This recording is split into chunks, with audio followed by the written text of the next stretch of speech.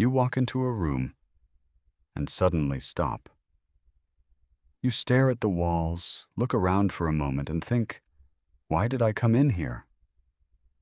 A few minutes later, you're searching the entire house for your phone, only to realize it was in your hand the whole time. Then you meet someone new, shake their hand, hear their name, and somehow forget it before the conversation even ends. If any of that sounds familiar, you're not alone. Most people believe they simply have a bad memory. Some even convince themselves they were born that way. But what if that's completely wrong? What if your memory isn't failing you at all? What if it's doing exactly what it was designed to do? Because here's something that might surprise you. Your brain was never built to remember everything. In fact, if it did, your life would probably become a complete mess. Think about your day so far. How many cars have you passed? How many people have you seen? How many words have you read? How many sounds have you heard? How many advertisements flashed in front of your eyes? Thousands. Yet you remember almost none of them, and that's actually a good thing. Imagine remembering every single leaf on every tree you walked past, every license plate you glanced at, every stranger's face, every conversation happening in the background, every notification on your phone. Your brain would be buried under an avalanche of useless information. You wouldn't be able to focus on the things that actually matter. That's why your brain is constantly filtering reality. Every single second, millions of pieces of information compete for your attention.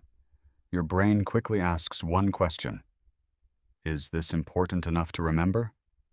If the answer is no, it lets it disappear.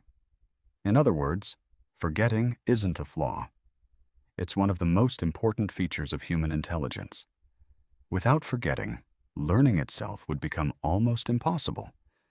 But here's where things get interesting. If your brain filters information, how does it decide what gets to stay? The answer is surprisingly simple. Emotion. Think back to one of the most embarrassing moments of your life. Maybe you waved back at someone, only to realize they weren't waving at you. Maybe you tripped in front of an entire classroom. Maybe you accidentally sent a message to the wrong person. Chances are you can still remember it years later. Now try remembering what you had for lunch exactly 3 weeks ago. Most people can't. Not because lunch wasn't important, but because nothing about it stood out. Your brain doesn't remember information because it's logical. It remembers information because it feels meaningful. Fear, excitement, joy, surprise, embarrassment. These emotions tell your brain, this matters. Keep it. That's why stories stay with us far longer than random facts. Think about your favorite movie. You probably remember scenes from years ago. You remember the characters, the ending, the emotions. Now compare that to a page from a textbook you read last month. It's probably already fading away. Your brain evolved through stories and experiences, not bullet points and highlighters. And that leads to one of the biggest mistakes almost everyone makes when trying to learn something new. Imagine you're preparing for an exam. You read one page, then you read it again. You highlight almost every sentence, then you read it a third time. It feels productive. Your brain feels comfortable. You recognize every sentence. But recognition isn't memory. Recognition simply means something looks familiar. Memory means you can bring that information back without looking. Those are two completely different things. Imagine learning to ride a bicycle by watching someone else do it 100 times. You might understand every movement, but until you actually get on the bike yourself, you haven't learned it. Memory works the same way.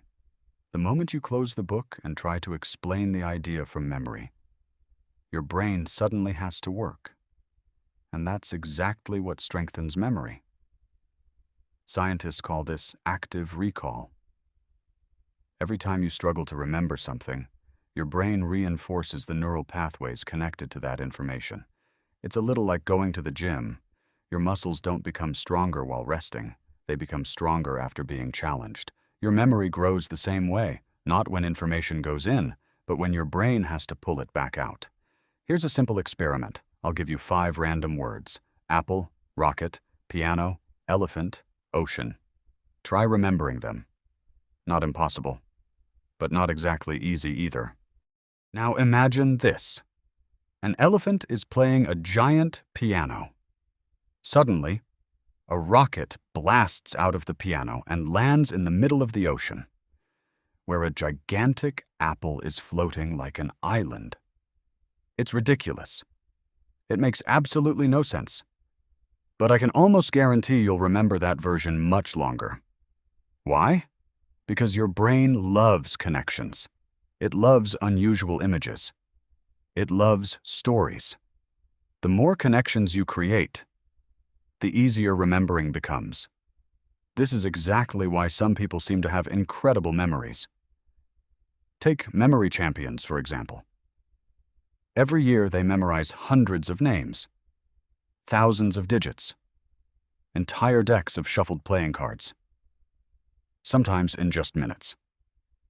At first, it looks like a superpower, but researchers studying these competitors discovered something fascinating. Most of them weren't born with extraordinary memories. They simply learned extraordinary techniques. One of the oldest methods is called the memory palace. Instead of trying to memorize information as random facts, they imagine placing each piece of information inside a familiar place: their home, their school, or even the street they walk every day. Later, they mentally walk through that place and collect each memory exactly where they left it. It sounds almost magical, but it's simply giving the brain what it naturally understands: places, images, stories, connections. That's how human memory evolved. Not through endless repetition, but through meaningful experiences. So if you've ever believed you have a terrible memory, maybe it's time to stop blaming your brain. Your brain isn't broken. It's incredibly efficient. It's constantly deciding what deserves space and what doesn't. The real question isn't whether your memory is good or bad. The real question is whether you're giving your brain something worth remembering. The next time you learn something new, don't just read it. Turn it into a story. Connect it to something you already know. Picture it. Explain it to someone else. Test yourself without looking at your notes, because memory isn't about storing more information. It's about storing information in a way your brain was designed to keep. And once you stop fighting your brain and start working with it, you'll realize something surprising. Your memory was never bad. You were simply using it the wrong way.